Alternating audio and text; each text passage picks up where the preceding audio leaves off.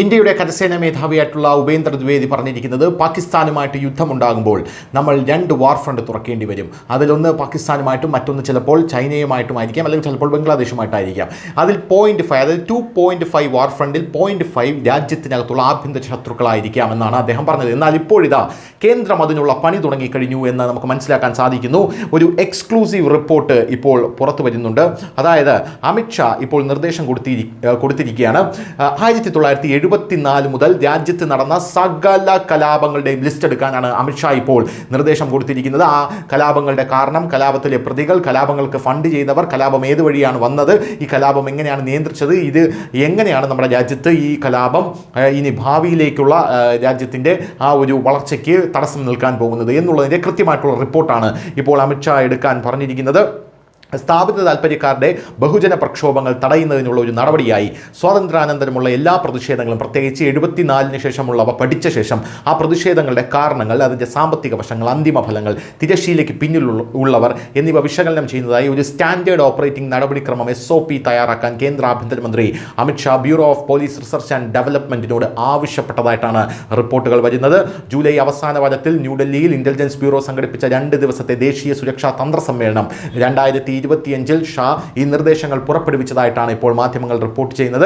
ആ പ്രതിഷേധങ്ങളുടെ കാരണങ്ങൾ, രീതികൾ, ഫലങ്ങൾ എന്നിവ വിശകലനം ചെയ്യാനാണ് BPRDയോട് പ്രത്യേകം ആവശ്യപ്പെട്ടിരിക്കുന്നത്. അതിന് പിന്നണിയിലെ കളിക്കാരും ഉൾപ്പെടുന്നു. ഒരു മുതിർന്ന സർക്കാർ ഉദ്യോഗസ്ഥനാണ് ഇക്കാര്യം അറിയിച്ചത്. ഭാവിയിൽ നിക്ഷിപ്ത താൽപ്പര്യക്കാരുടെ ബഹുജന പ്രക്ഷോഭങ്ങൾ തടയുന്നതിനുള്ള പഠനത്തിന്റെ ഫലത്തെ അടിസ്ഥാനമാക്കിയുള്ള ഒരു SOP രൂപീകരിക്കണമെന്ന് അദ്ദേഹം നിർദ്ദേശിച്ചിട്ടുണ്ട്. ഷായുടെ നിർദ്ദേശപ്രകാരം കേന്ദ്ര ആഭ്യന്തര മന്ത്രാലയത്തിന് കീഴിലുള്ള BPR&D ക്രൈം ഇൻവെസ്റ്റിഗേഷൻ വകുപ്പുകളുടെ റിപ്പോർട്ടുകൾ ഉൾപ്പെടെയുള്ള പഴയ കേസ് ഫയലുകൾക്കായി സംസ്ഥാന പോലീസ് വകുപ്പുകളുമായി ഏകോപിപ്പിക്കുന്ന ഒരു സംഘത്തെ രൂപീകരിക്കാനുള്ള പ്രക്രിയയാണ് ഇപ്പോൾ നടക്കുന്നത്. Enforcement directorate, financial intelligence unit, central board of director taxes തുടങ്ങിയ സാമ്പത്തിക അന്വേഷണ ഏജൻസികളെ ഇത്തരം പ്രക്ഷോഭങ്ങളുടെ സാമ്പത്തിക വശങ്ങൾ പരിശോധിക്കാൻ ഷാ ആവശ്യപ്പെട്ടിട്ടുണ്ട് എന്നും പറയുന്നു. കൂടാതെ ഭീകരവാദ ധനസഹായ ശൃംഖലകൾ ഇല്ലാതാക്കുന്നതിനായി സാമ്പത്തിക ക്രമക്കേടുകൾ വിശകലനം ചെയ്യുന്നതിലൂടെ അജ്ഞാത ഭീകര ശൃംഖലകൾ, അവരുടെ ബന്ധപ്പെട്ട രൂപകൽപ്പനകൾ എന്നിവ തിരിച്ചറിയുന്നതിനായി ഒരു SOP വികസിപ്പിക്കാൻ ED, FIU, IND, CBDT എന്നിവയോടും Amit Shah ആവശ്യപ്പെട്ടിട്ടുണ്ട്. തിക്കിലും തിരക്കിലും പെട്ടുള്ള സംഭവങ്ങൾക്ക് പിന്നിലെ കാരണങ്ങൾ മനസ്സിലാക്കുന്നതിനും അത്തരം ഒത്തുചേരലുകൾ നിരീക്ഷിക്കുന്നതിനും നിയന്ത്രിക്കുന്നതിനുമായി ഒരു SOP തയ്യാറാക്കുന്നതിനും വിവിധ മതസഭകളെക്കുറിച്ച് സംസ്ഥാന പോലീസ് വകുപ്പുകളുമായി ഏകോപിപ്പിക്കാൻ ഷാ BPR&Dയോട് ആവശ്യപ്പെട്ടതായി അറിയുന്നു.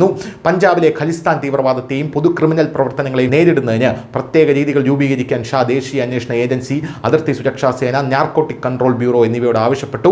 പഞ്ചാബ് സംബന്ധമായിട്ടുള്ള വിഷയങ്ങളെക്കുറിച്ച് നല്ല പശ്ചാത്തല പരിജ്ഞാനമുള്ള ഉദ്യോഗസ്ഥരുടെ ഒരു സംഘത്തെ രഹസ്യാന്വേഷണ ഏജൻസികൾ രൂപീകരിക്കുമെന്ന റിപ്പോർട്ടുകൾ ഇപ്പോൾ പുറത്തുവരുന്നു. News desk, news India Malayalam.